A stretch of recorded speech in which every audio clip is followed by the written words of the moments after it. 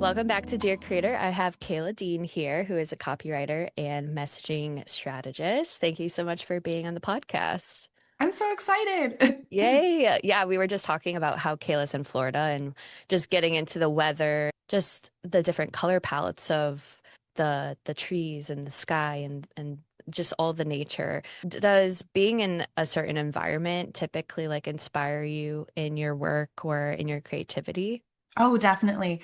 Yeah, I've only lived here for a few years, but I've always loved the beach. Like I grew up in the desert, and so, anytime I would go on vacation or visit somewhere else, I would always be like, "Oh, I'd love to like live near the ocean."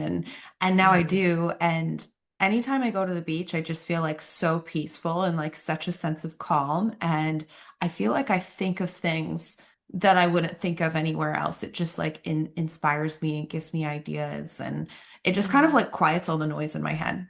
Yeah, I mean, like being on a beach is so like, I don't know, it's like a dream. I was talking to my partner about, oh, we just need like a vacation where we just lay on the beach and drink pina coladas or margaritas for like Yeah. an entire week.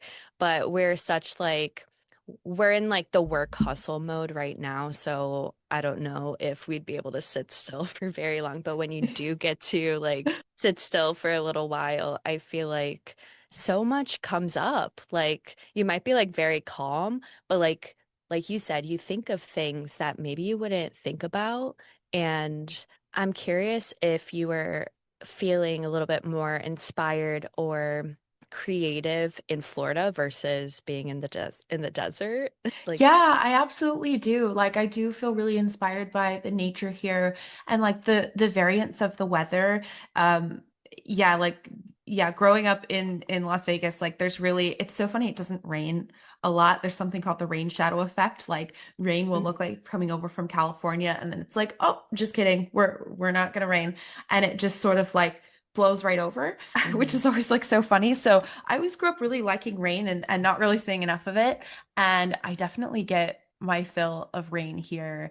And, I love the ocean and, the water and the way that it flows and green and the color palettes. Like there's something really special about that. I think it's nice too. Like I had lived there for such a long time that I was really ready to like move and kind of go to the next thing. I felt like I Mhm. had, grown up there and gone to college there and I was just ready for something else. And so when the opportunity to move, presented itself, I was very ready to go and really excited for change. I think it's good to be able to, change and, adjust where you're living. And Yeah. I love that. There's something really wonderful about it, like not having to be like I like being settled, but I also like being able to have change too. Yeah, for sure. I think that's so important to kind of just like notice is the environments that we're in and how it maybe influences our work or who we are as people. I find that just like fascinating because I think I talked to Chelsea Rife on Dear Creator as well, and she was saying how like she travels all over the world and she'll be in one place for a couple weeks or a month or however long she decides. And there are definitely like more areas that comes back to because of the community or the collaboration opportunities or just like the sense of like lifestyle there versus Yeah. being, I think she said in Germany or somewhere in Europe, like, I don't want to butcher it, but just like it not being as sunny or something like that really influenced her work as well. So, yeah. Yeah, I find that too, like when I travel, when I go anywhere, like I feel like I have like different versions of myself when I'm in, Mhm. different places, like, the clothes you wear based on the weather, the places you go, like the vibe and the energy in the place that you're in. And I especially feel like when I travel, when I'm on vacation, or even if I'm on more of like, I'm working while I'm there, something like that, I find out I have ideas, thoughts will come to me that I don't get when I'm at home. And Mhm. I love that too, like being able to be taken out of my environment every now and then and being able to have the change. I think that's so amazing too, like as an entrepreneur to have those shifts because like you have to have the ideas and reframe ideas and see things differently. And, sometimes you can kind of get stuck or like get too close to things. So it's nice to be able to like change where you are and see it differently. And Hmm. I think that's part of what I love about travel. Yeah, just like the change and experiencing new things, the inspiration. I love that. And you mentioned like you're an entrepreneur, so I would love to talk more about like your story as well.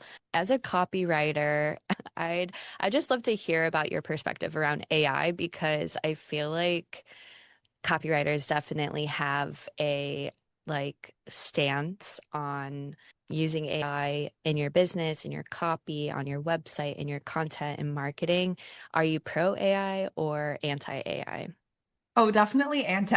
Not that I like, it's so funny though, because sometimes like I'll have clients come in and be like, I used AI to write this. I'm sorry. Like, and I Oh. have people be kind of apologetic. And it's like, I'm not like, I'm not like judgmental of people using it because, I think I kind of understand like, especially like new businesses or people just getting started, or, I think sometimes the logistics of like hiring a copywriter sometimes like it's not in the budget. So I understand like why people go to it. And it's not so much a judgment of like, oh, you're a terrible person or whatever. I think my critique is more of like the systems that created it in the first place. I think, Hmm. people started using AI and, you know, I've seen people have like very utopian ideas of like what AI could be, and it's like, oh, it's going to be so great, and it's going to be so great for society. And I really think the other way around. I think that there's a lot of negatives to it. I think that it's taking away from the environment. Hmm. They're trying to build data centers. Like Yeah. it's kind of scary and uncertain. But bringing it back to copywriting, like I would say I started in business back in 2018. So like pre-COVID. And Hmm. it's always so funny to think about what it was like back then, because like the way that I got clients, the way that marketing worked, like it was just so different. Like when I first started my business, I would get my clients from like threads and Facebook groups. Hmm. I think I ran some Google ads for a while. Like it was just so different the way I'd get clients, or like the way that I could post on Instagram and just like have people show up. Like it was honestly, it was easier back then. It was different back then. Hmm. But it was also like, I think what we're seeing now, and I'll kind of get to this, but like people are kind of returning to a more like authentic expression. I think back then a lot of people were doing like, this is what I should do, this is what's expected. I Hmm. have to fall in line and I have to post what everyone else is posting. And, there's rules and there's shoulds. And, there was a lot of that back then. And it was like, it was easier and it was harder at the same time. Like I kind of like hold those things to be true. So like I got started and it was like, I would tell people like what I did for work, and they like did not know what that was. Working from home was like, what is that? That is Hmm. so, why do you work from home? What are you talking about? And then COVID happened, and so many people started businesses, so many people started like working from home. And suddenly, like when I would tell people about what I did, like I would say 2021 and after, people would be like, oh, yeah, I know what that is. Or, oh, I work from home too. And so, Hmm. like, I say all that because it's like I have seen so many shifts in my business. Like I've been doing this for a long time, and I've seen so many shifts in business, and so many businesses came out of COVID. Like I even started seeing after that, a lot of the clients I started doing websites for like a couple years down the line were like, I started during COVID. And they Yeah. got to the point where they needed copywriting for their business since they'd been around for a few years. And so Hmm. I had heard chatters of AI like as early as, I don't know, maybe like 2024. I feel like maybe Hmm. 2023 I had heard of it, but I was like, no, that's not going to happen. Hmm. 2024 I was even kind of like, no, that's not really going to happen. And 2025 last year, it hit really hard, and I think it hit us copywriters before it hit other like industry professionals, because I know like something that I was seeing is like less people hiring me for copywriting, more people wanting to do things with AI, a lot more like, oh, yeah, I don't have to hire someone to do this anymore.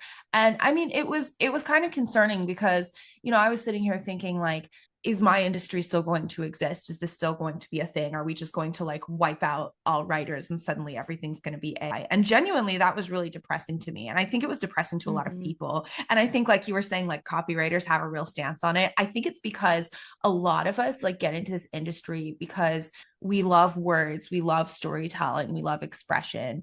And I know it's why I got into this is like I didn't really like dream of like writing sales copy as a child.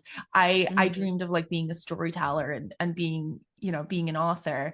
And I got into this because I love those things so much. And so the idea that like words that we could just kind of go, oh, we'll just like outsource this to a machine and we're just going to take away human expression, genuinely like really depressing, like depressing state of the world is Yeah. is what I like immediately felt. And also kind of fear for like what is the future going to look like. But Hmm. in that, I think we've seen something really interesting come about that something that I've seen, it was like that for a while and it was really scary. But something that I've seen come out of that is more and more people going, I tried the AI thing. I tried to do all the prompts. I did that. I posted the things and either it didn't work or it didn't feel like me. It didn't feel authentic. And Hmm. I've just seen so much more of a return to people saying, you know what? You need to be you. We need authentic perspectives. We need to be human. And I know something that I have been feeling a lot lately, and the clients I work with, the people I talk to are saying this too, is that the way forward is like making a niche. Like I was talking the other day about like making a Kayla size niche, making a Hmm. a Morgan size niche. So it's like you making a niche that's your own, that's you, like beyond just being a copywriter. Like I am building and want to build like a brand around myself and what I do and what I love. And I think that like people really love to see people and hear from people. And Hmm. something that I'm noticing, especially right now, like the people who are doing really well are very connected to their perspectives Hmm. and their work. And often their writing, like the words, like they have such ownership over them that it could only belong to them. And so, yes, like AI is still around, AI exists. And I mean, AI is in all of our lives. Like I feel like I can't go a day without hearing about AI in the headlines or seeing it. I mean, it's Hmm. like it's in my inbox, it's in my Google Docs, it's every time I It's type everywhere. something in, it's on social media, it's Hmm. it's everywhere. Like it's a part of our lives. And honestly, if it were up to me, like I could just as well put it back in the bottle and not have it. But I think what I'm feeling is that we're kind of going into this new era. Like I think that the people who made AI thought that we would kind of just go on this path of like, okay, it's AI and we're just all going to like blindly accept it. And I actually have seen the complete opposite. I really see Hmm. people challenging it and subverting it and thinking about how do we exist in this new reality. And I actually feel a lot more hopeful about things than I used to, because I think that the truth is like you can't take what's human and what's authentic from a person. And so I've kind of like made my peace with it. Like, yeah, some people are going to write with AI, but they're not my people. And I think the people who really want to be human on the internet they're going to have the opportunities in the future, because if you have a niche that's yours, that no one else can be you, like Hmm. you're future proofing your business, you're giving yourself opportunities in the future, like you're reaching for things that Hmm. maybe you didn't even think you could have. And that's kind of exciting to me. I know that was like a big that was a lot. That I was have great. so I love many it. thoughts. AI, I'm sort of like partly like tired of talking about it, but also on the other end like, no, we need to talk about it because Hmm. this is part of the worlds that we live in now, and we have to deal with it. Yeah, and it existing just kind of validates the unique, like the unique perspectives and creativity that humans do have, I feel like, because so many people can try to use AI and it's just like, dang, like I literally saw this sentence from somebody else because it's just like regurgitating the same things. Maybe just a few words are changed. Something that was interesting that you were talking about was how the way forward is making a niche of your own. And I think that's such a beautiful way of saying, like, you can create something that is yours. It's almost like your IP. It's your brand, and Hmm. it's not just like your skills. And I've talked about that as well before. Is like your skills can be replicable in a sense. Like anyone can learn graphic design or copywriting or Yeah. whatever it is, though the way that you create it or your background and experience or just like perspective in life, that is really what makes you stand out or be unique compared to somebody else who might be doing something similar. Yeah. Um, what do you think like are the things that people should tap into to create like their own unique niche for their brand? Yeah, absolutely. Well, definitely like I know like when I work with my clients, I'm always looking at I'm always asking the question of like where did your love for this come from? Like where did Mm, this all start? I love to hear people's stories, and I think that's where it all starts. Like what do you love about this? Where did that come mhm, from? I love to ask people like what keeps them going. It's a question I've asked myself a lot. It was something I asked myself a lot last year and kind of thinking about how I wanted to proceed or what the future looked like. Like, why am I still here? What keeps me going? Like, mhm, why own my own business? Because, owning your own business is, I mean, it's hard. It is. And I think that it looks really, easy or chill or fun from the outside. And it can be 100%. Like, I love the freedom that my business gives me. And it's just so valuable to me even beyond money, but it is really hard to work for yourself and make all the decisions and keep mhm, keep the cash flow going and book clients and sell things and market yourself, and it's really hard. So it's like I always love to know from people like, why do you love this? What does keep you here? What keeps you going?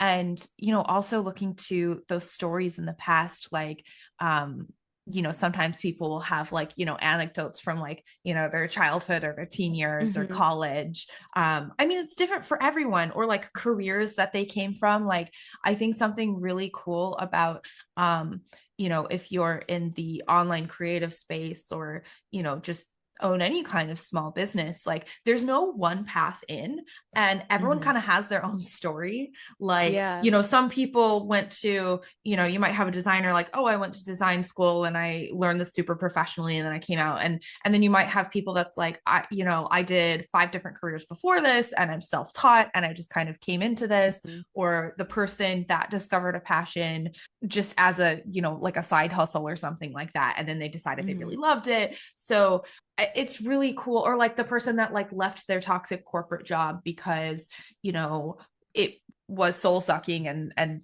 they mhm, hated it and they wanted to do something they really loved. So I love hearing people's stories because that is so valuable. And like even in those like sort of archetypes, if you will, of what I just said, a lot of mhm, people, might even fall into those categories. Like everyone has their like little nuances and quirks mhm, of their story that makes it their own.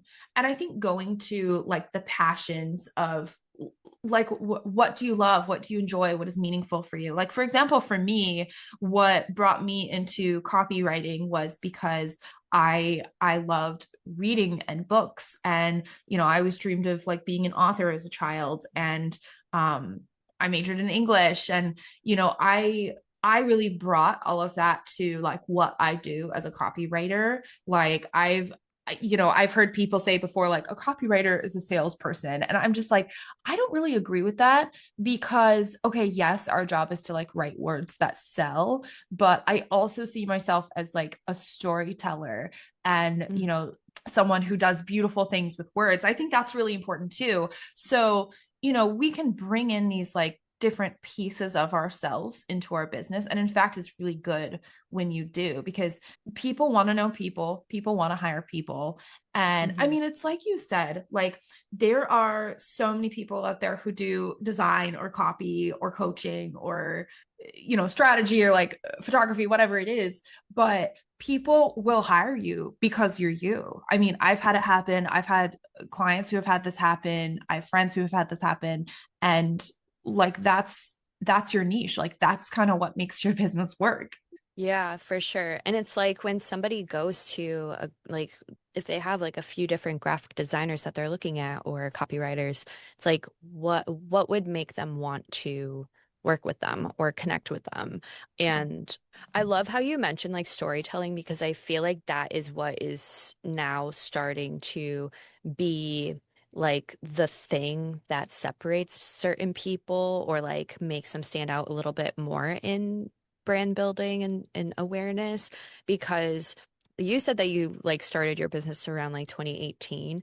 I started mine in like 2020 and that's when it was like super like girl boss or like I don't know, it was like business revolution, like online business revolution where It was everyone's like so getting girl on. boss. Yeah, it But was. and it was like everyone was, you could get away with just like hard selling all the time. And it was, I feel like it was around the time too where maybe like reputation was a little bit more like, oh, like this person has like all of these testimonials or followers, and there's just like the big guys, in the Yeah. online space that you would just trust because they're like well known. But then I feel like people were kind of like anti-girl boss for a while. They probably still are. And it's more of like anti-hustle, slowing down, like real connection and yeah, just like trusting real humanizing your brand, like all of these things. And so I feel like those people who um were looking for something a little bit different, not working with like the big guys anymore. They were looking for people who really had like a story that they could connect to. Would you say like that's kind of like the purpose of copywriting and messaging is like building out your story and like connecting to people on a human level?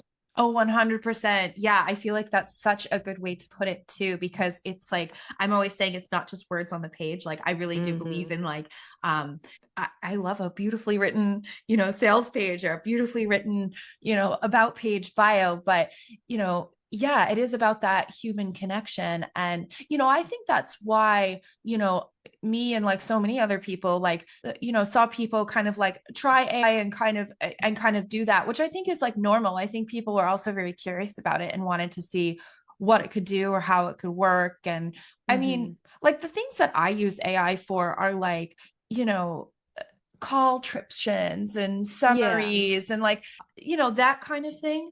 And you know I really think that the creation, like having it stay with people, is going to be, I think it's just going to be so key going forward.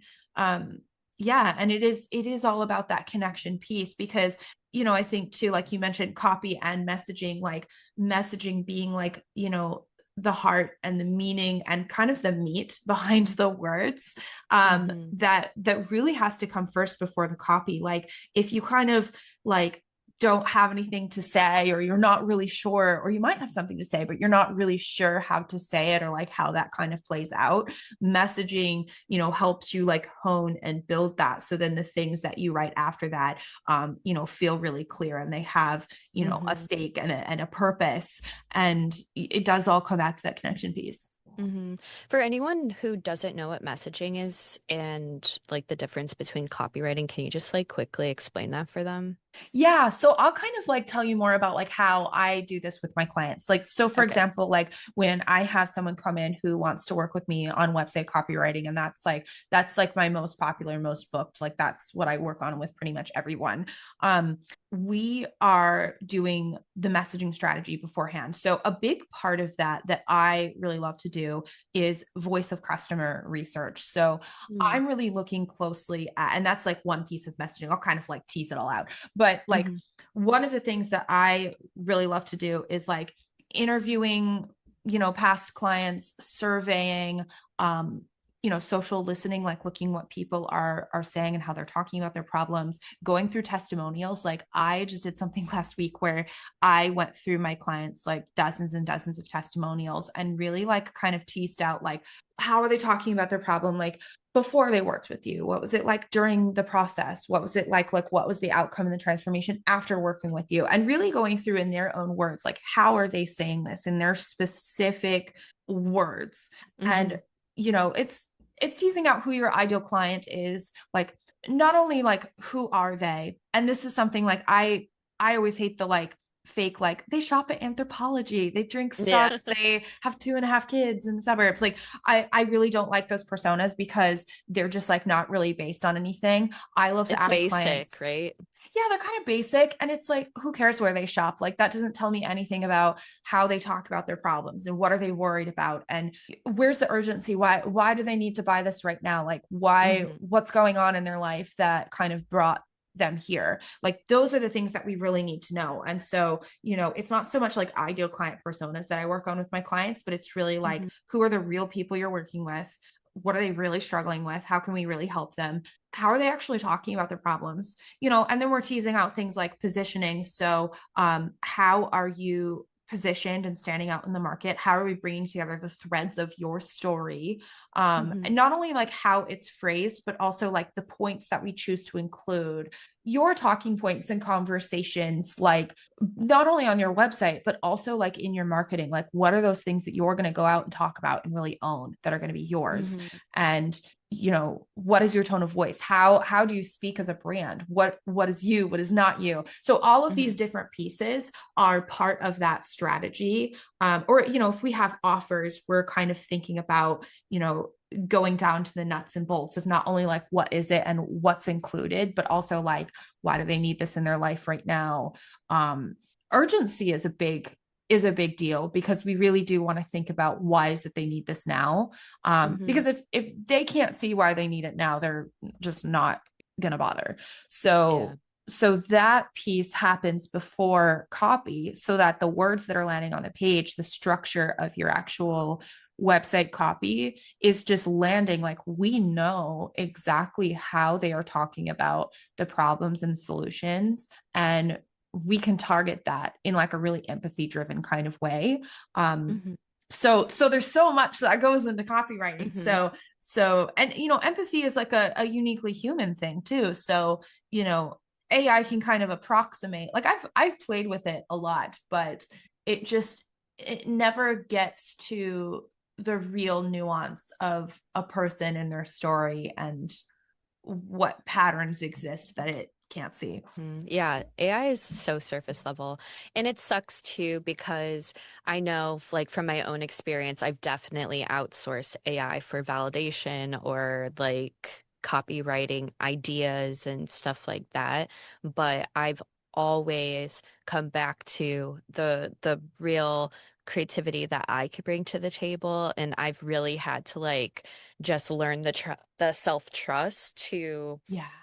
like trust like my writing skills, and I'm not a copywriter, but I feel like it still would resonate more with my community or audience than what ChatGPT or Claude could write. And I'm sure like some people can really get it good, but at the same time there's just something missing, and maybe it's like the nuance or more Yeah. of that like human voice coming through because they add all of like the weird like patterns in the copy. I don't like how like people are like if you use a M M dash dash. like you're using you're using ChatGPT or Claude blah blah blah. And it's like I use that all the time. I literally write it on my note.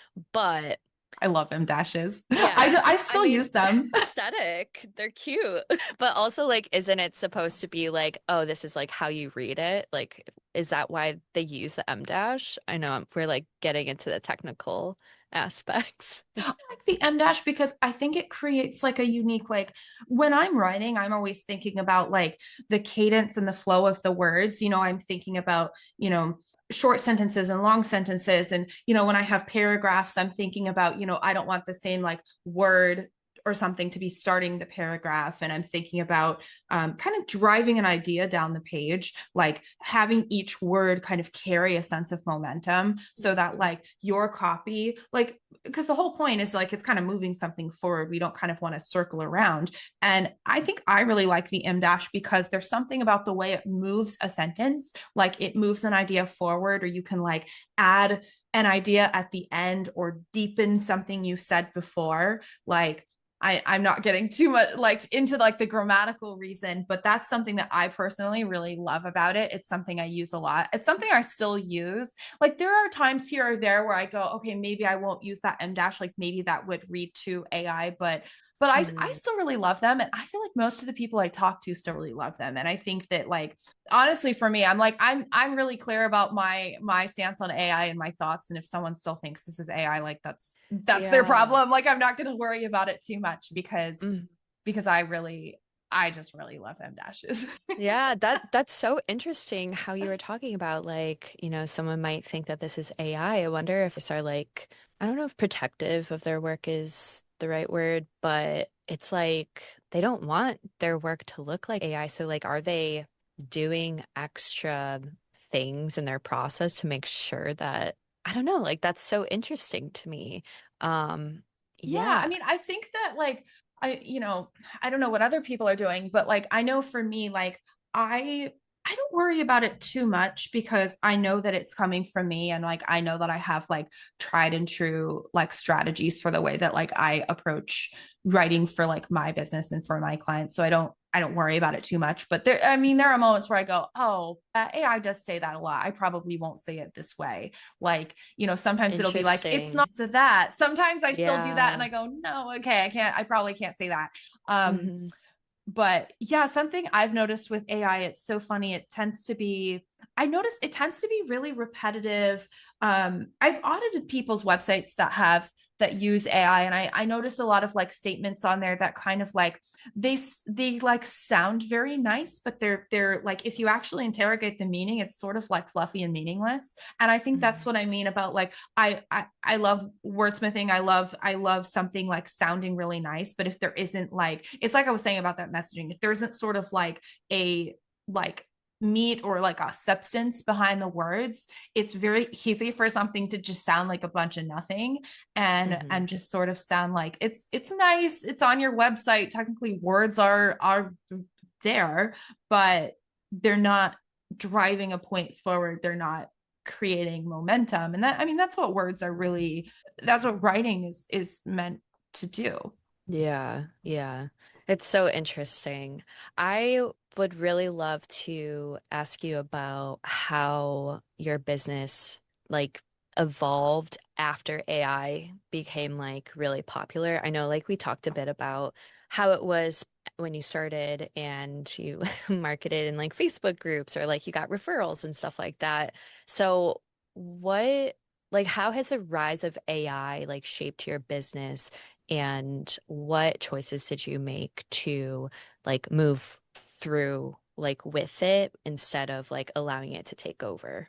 Yeah. Oh, that's such a good question. Yeah, because I went through like a pretty in-depth rebrand process last year. Like, so in 2024, I already was feeling a little bit of misalignment with like where my brand was. I felt like my website was like, it was good. It was fine. I was getting compliments. I was getting bookings, but Hmm. I didn't feel like I just felt like this like disconnect from it. I knew that it wasn't sort of like showing everything I could do or like my potential or just really like where I wanted to be going. And I knew that there was something more. And so I remember in like the summer of 2024, I, booked my rebrand. I was like, okay, I'm going to do like new brand, new website. And I didn't want to like completely leave my old brand behind. I didn't want something that was a total 180. I wanted Hmm. something that would still honor it and not just like be just like, I'm rebranding for the sake of rebranding. I did not want that.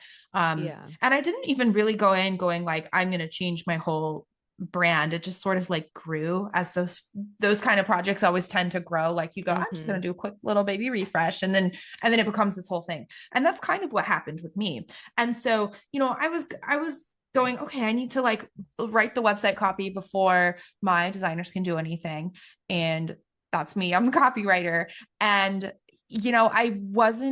I just felt like I was spinning my wheels. I just couldn't like quite figure out like what I wanted to say. I felt like I kept creating all these messaging documents for me and like they weren't really saying anything about like why me or why am I different? What about my story? It was just feeling like really dry and really hollow and I just wasn't getting to the heart of my message and I really had to like dig so much deeper like I was able to get enough of like a handle on it that like my designer started the visual brand. And I know that something I had told them was I wanted my brand, because before it was like very like olive tone and it had like black and it was very moody. And I Mm. loved the moody because before that, like earlier in that kind of like girl boss era, like it had been blues and pinks and very like trying to be like Yeah. light and bright and airy. And I Hmm. went to a moodier brand because I wanted to signal like I'm growing up in the online space, like my business coming of Hmm. age. But then I went, well, I want to let some levity back in. I want to have some colors that are like a little bit brighter. I want to have a little bit of softness. I don't want it to be so like such a hard line. And I don't want it to be like super duper bright. Like we did like a first round where I had worked with them a few times.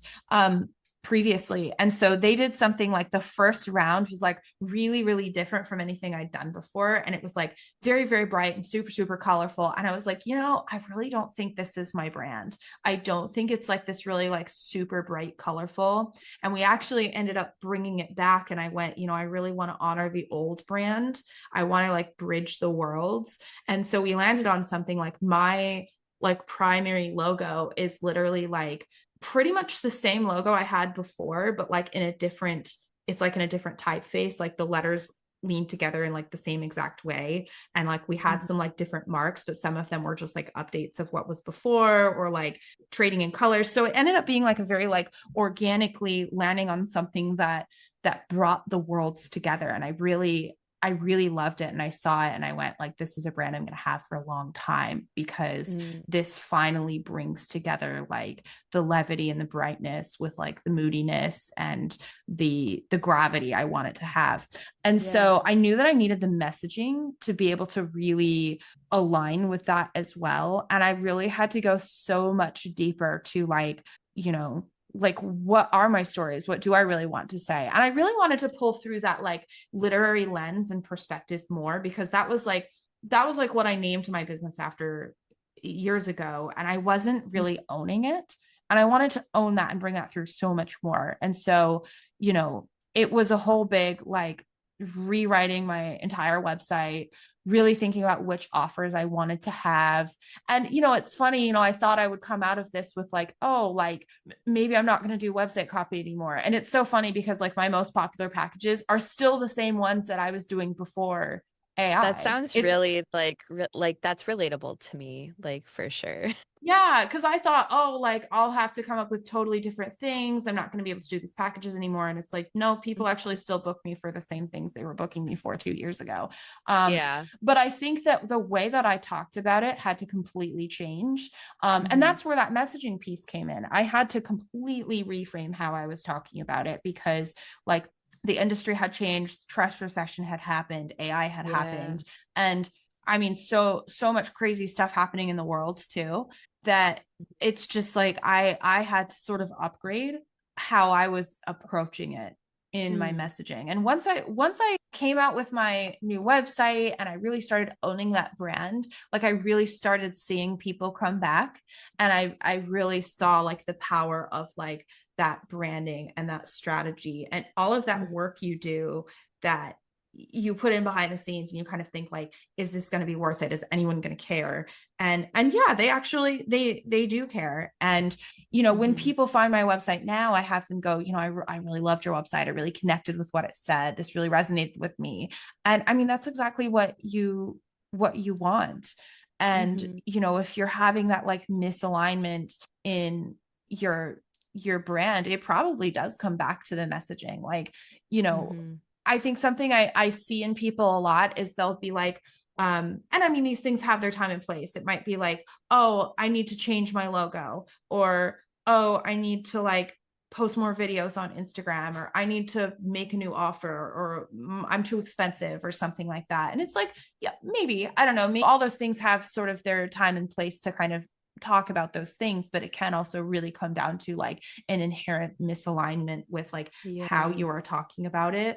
Like, I always tell people like you can kind of like tweak sentences on a page, but like if that sort of like behind the wall message isn't landing, like you're just going to be changing something that isn't like you're trying to fix something that can't be changed when you Yeah. have to just go a step backwards. And usually that's where the misalignment is. So for me, it wasn't so much like totally reinventing my business, even though at the time it felt that way. Like it felt Mm-hmm. like I am bringing, like I wrote pieces about like burning my whole business down and like rebuilding it back up. But then once I rebuilt it, I felt like I just built like a better version of the old version, like Mm-hmm. doing the things I didn't get to do the first time, doing it Yeah. better this time, maybe like clearing up some of the mistakes that I had made before. And then also thinking about like, I had wanted to start thinking about like, you know, products and, you know, maybe even like how I could give feedback and advise other people because, Mm. whether people are like using AI or they're writing on their own, it's like, regardless, like you still have to be connected to your perspectives and your point Yeah. of view. And, you know, having that thought partner in the corner is also really helpful and valuable too. So that's something that I've been exploring a lot of as well. I love that. Yeah, it's really cool that you honored like your like the first version of your business and then you like became like this newer version, even if a lot of the things are similar. It's just like it's being presented or talked about or yeah, just like it's evolved in like a newer way.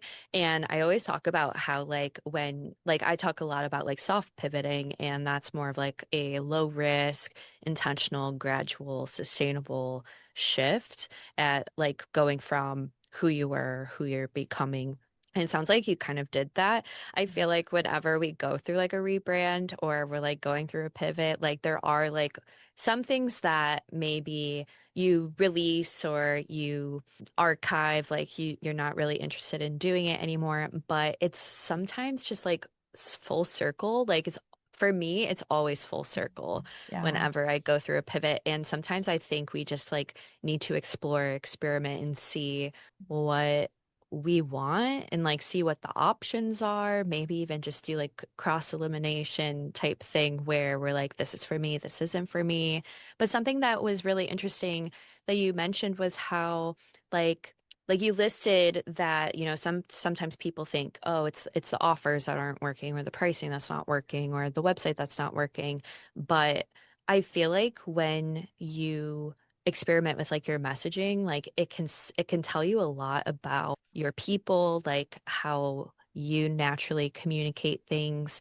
And it just made me think about how sometimes people they just like burn it all down without actually understanding what the root problem is that they might be feeling. Yeah. It might not even be like a business thing. It might be like a personal thing. And would you say like messaging is one of the first things that people should look at? Oh, absolutely. And yeah, I love your point that like it can sometimes be personal because I know I've had these experiences in my business as well. And I've had clients that have had this like a big shift happens in their personal life or, you Hmm. know, like circumstances change or they change and then they feel like an inherent misalignment. Like I've changed so much as a human being and now my business doesn't match that. And how can I show up to this thing that like I feel like I've evolved and changed so much and this thing here hasn't. Yeah. And so you feel this sort of like push and pull dynamic with it. And I think it's just like, for like a big business. I mean, I don't know that they always think of it that way, or worry about it in the same way. And like messaging for them, like, I think it can function in just like a different way. But like if we're thinking about, small businesses, like solo businesses, small teams, business partners, like just like the truly small shops, it is personal. And I think for a long time, like people wanted to like avoid that or act like, oh, we need to say we and we need to act like a bigger business and we need to have everyone Hmm. take us seriously. Like I know I went through that in my own business. And it's like, no, it's okay for it to be personal. And in fact, like people will notice you, remember you, hire you because Hmm. it's personal. Yeah. Yeah. So I always recommend, I think people like misunderstand or they like to bypass messaging because, it doesn't like I don't know. I think that there's something like more exciting to people about a new like brand suite or something like that, which is like, again, Yeah. super important. Absolutely. The visuals were an absolutely pivotal part of my rebrand. I think I could not have done it without it. In fact, Hmm. like I place a really high premium on design, but I also think that people do sort of like bypass the deeper work sometimes. Like I have had people, I've had clients come in who like they just did the new rebrand like a year or two ago, and then they went, oh, but I kind of didn't do the messaging, and I didn't do the deeper thing, and then there's Hmm. like a misalignment. So it's like you really want to make sure, like, if you're going through that process, like you're fully exploring everything that needs to be turned over, and you're really looking at those things and making sure that they're there. Because something else I also really believe is like, it's like I'm not even totally for like, people like hiring a copywriter every time they need something. I think there's something Hmm. really powerful and there's some real value in being connected to your voice and your writing and your perspectives. I think it's really great when you're able to take ownership of that. And I think people notice. I mean, it's like you were saying Yeah. earlier, you were saying, well, I'm not a copywriter, but it's more powerful coming from me. And I completely agree. Yeah, yeah, definitely. I would love to ask you like what you are doing to market yourself now since, before you were doing like referrals, Facebook groups, like are you doing Instagram or like social media marketing or email marketing? Like what's been working really well for you since this rebrand? Yeah, I will say, I mean, I'll be honest, like I am definitely not exactly where I want to be in my marketing. I'll just be like really honest and say that. We One thing love I will honesty. say, Like I like, feel that everyone could relate. I know it. I know. I know. yeah, because I think for me, like I mean, I'm on Instagram, I do Instagram, but like I honestly I do struggle with social media, and like I've wondered with myself, I've thought a lot about doing like a more like social media optional strategy for myself. Something Hmm. that does work really, really well for me and is probably my favorite way to market right now is email marketing. Like I don't even Okay. have like a really big list, but I have a very engaged and very active list. My open rates are always very high. I know that I can always reach my people, and I get really good engagement and sales from my emails. So I absolutely love to like, I email my list like 1 to 2 times a week, more Hmm. during launches. And I found that to work really well. I mean, whether people come in like organically or like I've run ads to my lead magnet, and I've actually had Hmm. success like converting people from being cold traffic coming from ads to like converting and like making purchases, turning into Wow, clients. nice. So email marketing, I would say, is like my most successful by far, for me right now. I do Hmm. Instagram, but like I'm not gonna lie, I struggle with it because I sometimes I struggle with whether I really want to be there or if I want to be doing more like slow marketing. Yeah. I do write on Substack, but like very, very inconsistently. It's something I would love to do more of, but it's like, Hmm. um, Substack is so new. Substack is still very much like up and coming. So I've been thinking a lot about like how I want to show up there and what do I want to say. And I also do podcasts like this. I really love to, I think I just love to like have these conversations with people and just be able to like, connect with audiences. And um, Hmm. that's something I've been doing a lot more of. So I'm kind of finding the things that connect with me. Well, and more recently too, I will say like I have noticed my site since I did my rebrand, I have been like ranking in like uh Google searches, AI searches, like Nice. I just had clients this week that booked me because they found me in Google and then AI search. Hmm. So it's kind of like a mix of things. It's always that like ever evolving process to find out like what Yeah. works, where do I want to be. Yeah, for sure. I feel like everyone's business or marketing strategy is so different, and you just have to find what works for you. And also, it makes sense for you to be on email or Substack because you're a writer, you're a copywriter, you're a messaging strategist. And yeah, I feel like I've always experimented with like different things. Like one season I'll be on Threads, or one season I'll be on TikTok, or one season I'd be like really into email. So I think that just makes sense. Do you have any like creative rituals or hobbies that you do like on a weekly basis that like fuels your work? Definitely. I mean, reading is something that always fires me up. Like I couldn't imagine, like I'm always reading something, and Hmm. I literally could not imagine my life without books. Like I don't even know what I would do. Hmm. So that, and also like working out, going to the gym. I love doing like hot yoga. I just tried a reformer Pilates class the other day and I Oh really my love it. gosh, So that's cool. going and kind of like moving my body Hmm.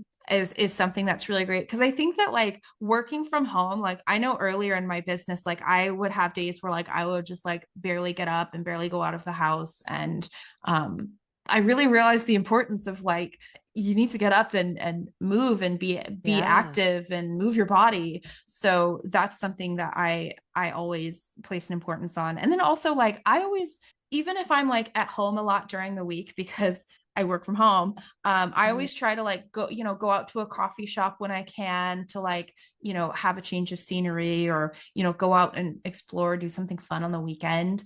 Um, just because like, if I stay too much at home or too siloed, like I start to feel kind of like itchy to like get out and do something. Yeah, for sure. I feel that so much.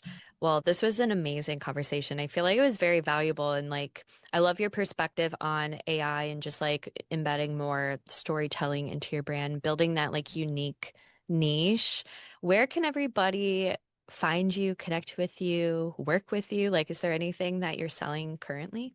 Yeah, absolutely. Well, I'm really excited for, I'm launching in a few weeks something called the Copy Society, and it's Ooh. basically like monthly on-demand support. So it's kind of like what I was talking about earlier, like being that thought partner. Mhm. So it's really for like the entrepreneur, like either someone who's like launching and they have a lot of copy that needs to be written, or they're redoing their website copy and they're writing it on their own, or the person Mhm. that's like, they're blogging or they're doing Substacks, so they're getting out there with their marketing, and they really need someone in their corner to be able to like give them feedback and Mhm. work with them and collaborate with them a little bit. It's very much like something that I have found to be true is that like marketing requires so much writing.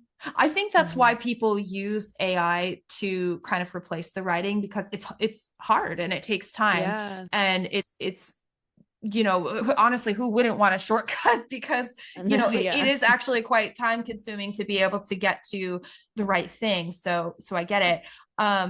Yeah, so that's something I'm launching in a few weeks. And it's very like, I had thought about doing a group for this offer, but what I really wanted to do was offer like really like accessible, but really premium support. So that's Mhm. something that the wait list for that is opening, or is open right now. And I'm really excited to open that up in a few weeks. And yeah, my website is so it's theliterary.co. So you can find me there, all of my like my one-to-one services, my website copy template.